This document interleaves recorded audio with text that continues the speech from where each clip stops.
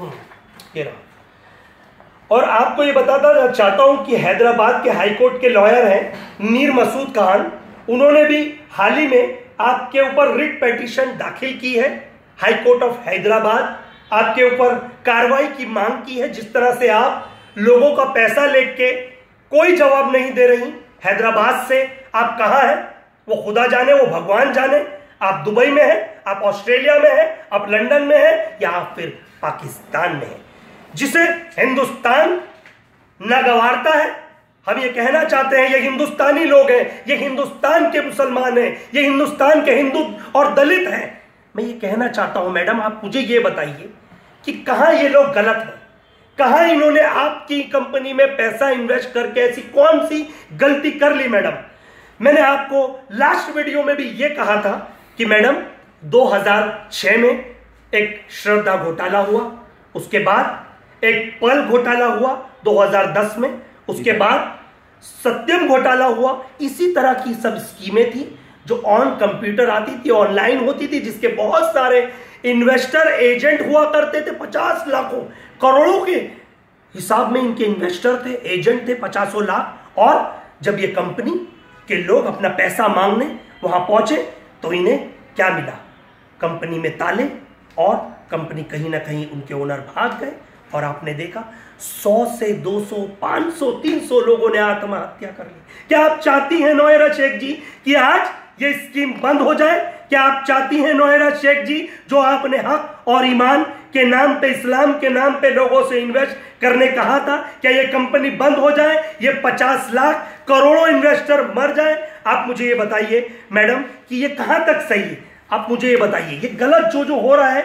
और साथ ही साथ आपने जो इन्वेस्टरों ने मुंबई, हैदराबाद में सोशल मीडिया के थ्रू माध्यम से आपसे क्वेश्चन पूछा था, आपसे सिर्फ मांग की थी कि मैडम इनका पैसा कब मिलेगा, तो हाल ही में वो भी रिकॉर्ड मेरे पास है। सांडपाड़ा पुलिस स्टेशन जो वाशी में आता है, मैं आपको बता दूं, न्यू बॉम्बे, वहां पर आपने एक शहबाज खान नाम के आदमी के ऊपर FIR दर्ज कराई थी कि ये मुझे धमकी दे रहा है, एक्सटॉर्शन कर रहा है, मुझसे पैसे ऐंठने की उसमें।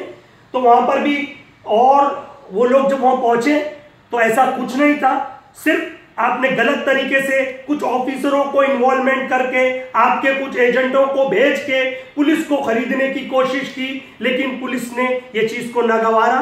वहां पर जो सोशलिस्ट आए थे उन्हें क्लीन चिट दे दी गई और उन्हें कहा गया साहब हम माफी चाहते हैं, हमें प्रेशराइज किया गया कुछ ऐसे बड़े बड़े लीडरों के थ्रू या फिर बहुत सारे बिजनेसमैन के थ्रू कि फंसाया जाए, क्योंकि ये पॉन्जी स्कीम लोगों के सामने नहीं आए, इसका पर्दाफाश ना हो। उसके बाद आपने 10 करोड़ का डिफेमेशन डाला शहबाज खान के ऊपर। आप बार बार सोच रहे होंगे मैं घूम फिर के शहबाज खान का नाम क्यों ले रहा हूं मैडम, क्योंकि मेरे पास जब से मैं पेपर पढ़ रहा हूं, सांडपाड़ा पुलिस स्टेशन शहबाज खान का नाम, 10 करोड़ डिफॉर्मेशन शहबाज खान का नाम, ऑक्शन की डिटेल शहबाज खान का नाम, 2008 में जो आपने शॉप खरीदे वहां पे शहबाज खान का नाम, जहां पे हैदराबाद में कुक्कटपल्ली में आपने जगह खरीदी, बंजारा हिल्स में जगह खरीदी, वहां शहबाज खान का नाम।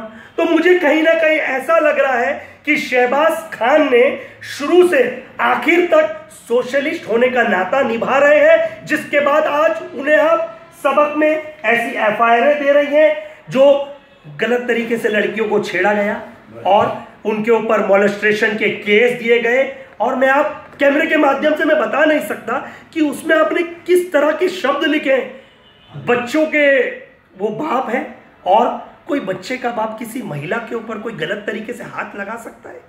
शर्म की बात है, बड़ी शर्म और अफसोस की बात है कि वो इस्लाम और कौम को मानने वाली महिला, जो अल्लाह और रसूल को बात करने वाली महिला, जो शुरुआत आयत से करे, जो सलाम से करे, जो खत्म अल्लाह के नाम से करे, वो आखिर में इस तरह की तकरारें कर रही है पुलिस स्टेशन में कि मतलब जो कंप्लेंट करेगा हम आपको थ्रेटनिंग का डर दिखाएंगे, हम आपको 100 करोड़ 10 करोड़ डिफॉर्मेशन का नोटिस देंगे।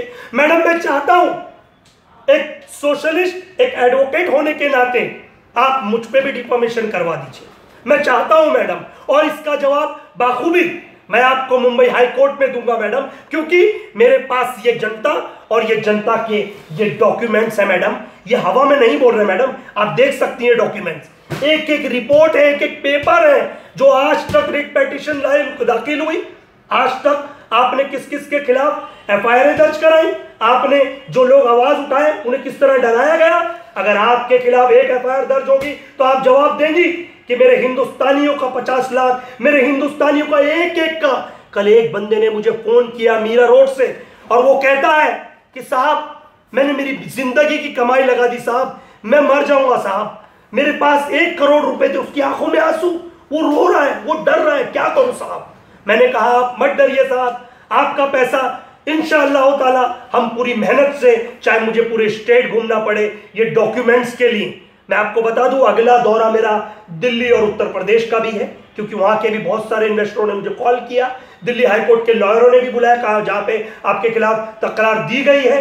तो मैं ये कहना चाहता हूं अगर नौहरा शेख जी आप सही हैं तो इनका पैसा, मासूमों का पैसा क्यों रिटर्न नहीं करती। मैं आपसे ये मांग करता हूं नौहरा शेख जी कि आप इनका पैसा वापस कर दीजिए, अगर आप सही हैं। अगर आप नहीं करेंगी तो मजबूरन हमें हाई कोर्ट के दरवाजे खटखटाने पड़ेंगे, सुप्रीम कोर्ट का दरवाजा खटखटाना पड़ेगा।